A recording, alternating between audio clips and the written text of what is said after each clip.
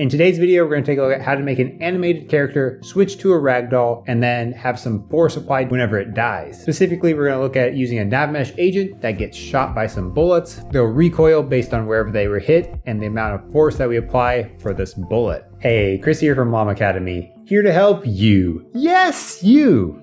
Make your game dev dreams become a reality in part 39 of the AI series. We've already covered the vast majority of topics that we're going to talk about today in previous videos of the AI series. There's going to be links to all of those in the description. What we're going to narrowly focus on in this video is taking that animated NavMesh agent and having it whenever they get shot by some bullet, applying that force to that particular part of the body that was shot, and only do that whenever the agent dies. So then we'll flip from the animated model to that ragdoll model. They'll kind of go back with wherever they get hit, and then they'll kind of fade out. Remember that the full project code for all of my videos is available on GitHub. There's a link in the description as well. So if I don't cover something that you specifically don't know how to do, there will be a video accompanying repository, and this entire project is also available for you there. This project actually ended up being a fully playable little mini game where we're going to have zombies chasing our player whenever they get line of sight. Chasing that player, start attacking them. You can't die, but you at least get attacked. The player then has to run around and kill all these zombies, and they'll fly away or get knocked back based on how much force you apply on the bullet. It's pretty fun. I spent a lot of time playing this already, so let's jump in and see how did we make it work. In our scene, I have some zombies that are already spawned for me. These are going to chase the player whenever they get line of sight. That's configured by the field of view and the line of sight distance. By default, they'll be in an initial state and then transition to an idle state. Whenever they're idle, they're going to just slowly walk around until they gain line of sight of the player. As long as we're looking at the zombie, they also have an attackable script, so whenever they come within range of the player, we'll detect that this is an attackable object, and then the player will choose to attack the closest one. They'll attack until the life goes down, and then eventually after this fade out delay, this object will go away. But first it's going to go into Ragdoll. That's where we have this Ragdoll enabler. If you watch the Ragdoll video, this one's very similar to the Ragdoll enabler one, but it needs to consider the NavMesh agent as well, and we'll take a look at those subtle differences here versus what we implemented in that Ragdoll video. The player has some really simple click to move, a very high quality gun model, and this particle system that I got from the Unity particle pack.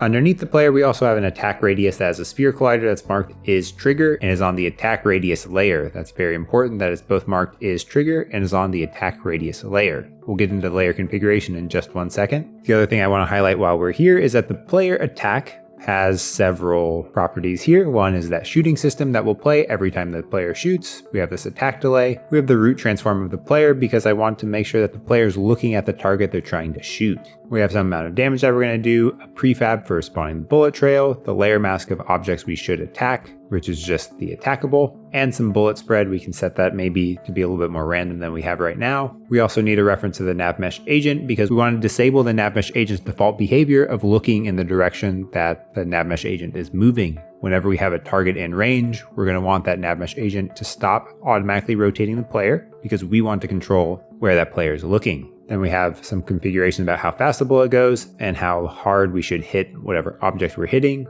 whenever they die with the bullet force. We'll review most of these whenever we get into the player attack script, since that's kind of what we're mostly concerned with in this video. If we quickly take a look at the physics layers, we'll see that I've added 3 different layers here. One's a floor, one's an attackable, and one's the attack radius. The only one that I've actually changed anything on is the attack radius. I only want the attack radius to hit the attackables. This is mostly for performance optimization to make sure this on-trigger enter that we're going to use on the player attack doesn't collide with literally everything. It's only the things that we want to be attackable. Finally, I have 2 NavMesh surfaces, one for the player and one for the zombie. They have very similar configurations here, but we need 2 different agent types, so that way we can customize how the zombies will move versus the player. If I rebake both of these, you can just see that we can only move inside the bounds of the level and nothing else. These zombies are configured as ragdolls, so I do have some kind of colliders on them. If you don't already know how to create a ragdoll, there's a link in the description and card on screen right now for the ragdoll video that shows you how to set these up yourself.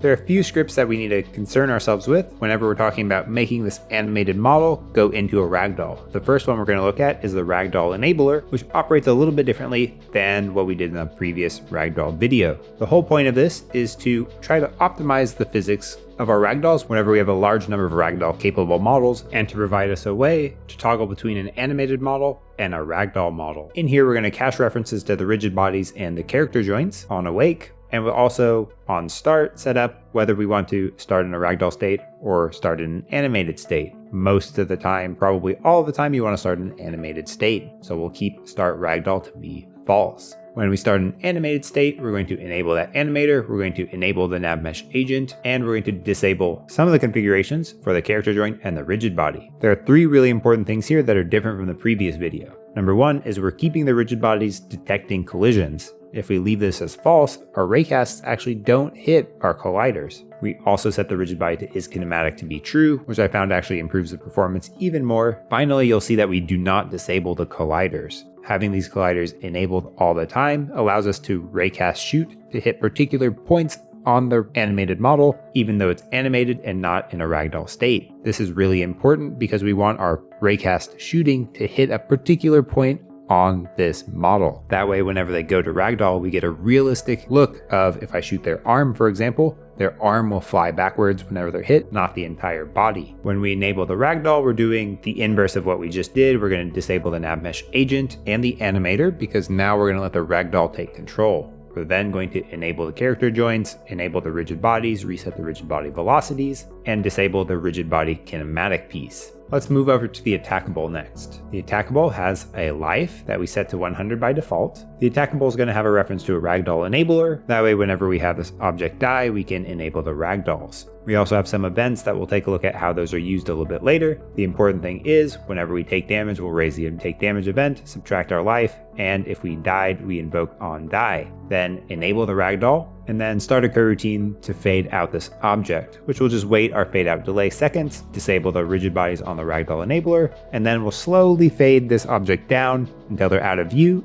and then set the game object to be active false. This makes it less jarring than just completely removing an object in a single frame. Now let's come over to the player attack. This one is probably the most complicated piece of this that we're actually going to take a look at. I've already talked about what all these variables do, so I'm not going to go over those again. But one other important thing is we have a hash set of attackables. A hash set operates much like a list or an array if you've only used those, but it prevents us from adding duplicates. This is important because when we look at onTriggerEnter, anytime that an object is added into our radius, we're going to get onTriggerEnter to be called. All of our ragdoll models have several rigid bodies and colliders associated with them, but all of them only belong to one attackable. And notice that we're using other.getComponent in parent because the rigid body and the colliders are a child of the root attackable object. So we have to search up in the component tree to see, does this have an attackable object on it? And it should, based on how we've set up our physics layers. We'll check if that attackable life is greater than 0 because remember that our objects could be dead and just waiting to fade out. So we need to make sure it's still alive. That way we're not trying to attack a dead zombie. We'll check if the attackable onDie callback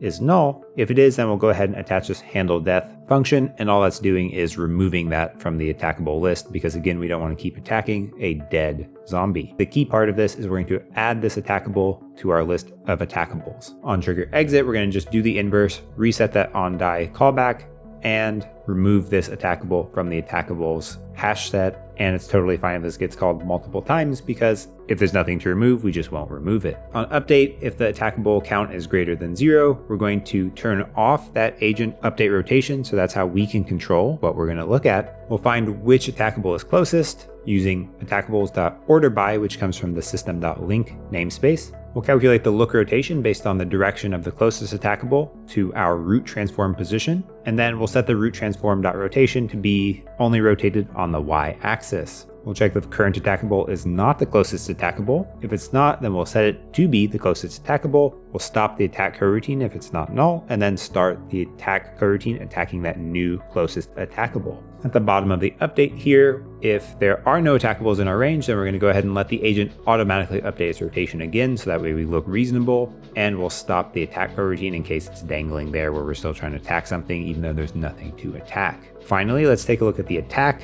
Now that we know which enemy we're attacking, we're going to attack this closest attackable. We'll say while this attackable is not null and the attackable life is greater than 0, we're going to shoot. So we're going to set the shooting system.play. We're going to create a wait per seconds wait based on our attack delay. We're going to spawn a trail render from an object pool. We're going to set up that trail so that way it spawns at the tip of our gun. Clear the trail so that way we don't have any lingering positions from the last time that we use this bullet trail from the object pool. Make sure we're shooting in a straight line towards the attackable, and then add in the randomness. After all of that setup, we'll finally do a raycast starting from the tip of our gun, that shooting system in the direction we just calculated. We'll pass out a raycast hit, going the maximum distance of a float, and only raycasting on our layer mask, so we're only attacking attackable objects. If that returns true, that means we did hit something. So we're going to go ahead and start a coroutine to move our bullet trail towards that attackable, and we have to pass in some stuff like the trail, the hit point. I'm going to go ahead and pass in the rigid body that we hit. So that's hit.collider.getComponent rigid body, passing in true that we did make impact. If that raycast doesn't hit anything, then we're going to still start a coroutine to move that trail just off into nowhere, so that way it still looks like we're shooting even though we didn't hit anything. And we're going to go in the direction times 100, just so that way it's going off far away. This move trail coroutine, we're going to take the start position, being the trail transform position, going in the direction of that hit point. We're going to find out the distance and set the starting distance to be that distance, and check while the distance is greater than 0. We're going to move the trail transform towards that hit point. In this, we're using lerp to move at a fixed speed. That's distance over time instead of at a fixed time, so that way our bullet always appears to go at the same speed. I know I'm going over this kind of quickly. If you don't understand what's happening here, I've got a video about how to use lerp, the lerping fundamentals, card on the screen, link in the description as well, where I explain this in depth, exactly how to move an object at a fixed speed. Only after we move this trail all the way to that hit point, we're going to check if we made impact. If we did, then we're going to make that attackable take damage, again, only after the bullet has finally made it all the way there. That way we're not pre-damaging the enemy, telling it how much damage it took. And if the hit body is not null, we're going to add force to that rigid body in the direction that we're moving, times the bullet force with the force mode impulse. Force mode impulse is important because we want to instantaneously add some force to this rigid body, considering the rigid body's mass. That way, if we hit something that's very light with some amount of force, it will move a lot farther than if we hit something very heavy, like the torso, for example, should move less than if we hit the hand. One key thing here to remember is that the Attackable.takeDamage function is the one that enables the ragdoll. So on that line, looks like line 164, is when the rigid body will be switched to not kinematic, enable gravity, and we will reset the velocity of the rigid body. Immediately thereafterwards, we will add force to that rigid body. If you flip these two, it's probably not going to work the way you expect it to. So make sure to make it take the damage and then add the force. At the very end of the spawn trail, we wait until the trail has fully moved to the point that it's trying to move to, and then we set that trail game object to be active, false, meaning we will re-add it to our object pool so it can be reused again. So this part right here is really the key point of how do we make that ragdoll get enabled. We make the attackable take damage. When the attackable takes damage, we subtract life. We enable the ragdoll. The enable ragdoll disables the animator, disables the NavMesh agent, enables all the character joints and the rigid body. Then we add force to that rigid body at the point that we hit with our bullet or whatever object you're going to use. I want to give a huge shout out to all of my Patreon supporters. Every one of you is helping this channel grow, reach more people, and add value to more people, and that means more people are making their game development dreams become a reality. If you want to support this channel, you can go to patreon.com/LlamAcademy, choose which tier is right for you, get a voice shout starting at the awesome tier, and some other cool perks at the tremendous and phenomenal tier level. Speaking of those awesome tier supporters, I have Andrew Bowen, Gerald Anderson, Autumn K, Matt Parkin, and Paul Berry. Thank you all for your support. I am so grateful. I know there's a lot of stuff going on in this project, so don't be overwhelmed by that. The full project code is available for you on GitHub. The only thing you need to do is import both the Unity particle pack and the zombie model, both of which are linked in that README of the repository and in the description of this video. From there, you can inspect script by script, object by object, how do these different things interact together. And of course, remember that I built on previous videos in the AI series. We've done animated NavMeshAgents. We've done telling if we have a line of sight of another object. We've done following a player. We've done click to move. All of these topics have been covered in previous videos of the AI series. Full projects are available for each of those and this one. I hope you now understand how you can transition a fully animated NavMesh agent into a ragdoll after they've died and have them respond realistically based on some forces from wherever they were hit. It doesn't have to be a bullet, it can be literally any kind of hit, some kind of rock flying by hitting them. If you want to spice it up a little bit, maybe they're getting exploded by a grenade. Same principle, we'll just add explosive force on all those rigid bodies underneath the Ragdoll enabler instead of adding force to a specific rigid body that got hit. If you got value out of this video, or if you like this giraffe, like and subscribe to help the channel grow, reach more people, and add value to more people. There's new videos posted every Tutorial Tuesday, and I'll see you next week.